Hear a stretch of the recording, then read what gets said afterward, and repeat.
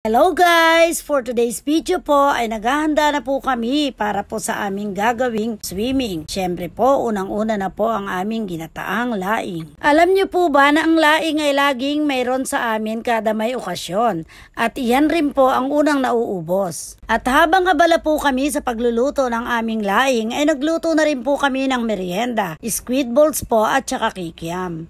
At sakto po, nagluto po ang aking manugang ng masarap na sauce. Kaya naparami po kami ng kain. At ayan, niluluto na po ang aming laing. Bicolano po kasi ang asawa ko. Kaya naman, pagdating po sa laing, siya po talaga ang expert sa pagluluto nito. Naalala ko po, nung maliliit pa po ang mga anak ko, naging negosyo po namin ito. Nagluluto po kami at ibinebenta po namin sa aming mga kapitbahay. Alam niyo po ba guys, na may nagpaluto na po sa asawa ko na dinala po sa Amerika at Saudi. Nakakatuwa naman po at nagugustuhan nila ang luto ng asawa ko. Iba rin po kasi pag talagang Bicolano po ang nagluluto.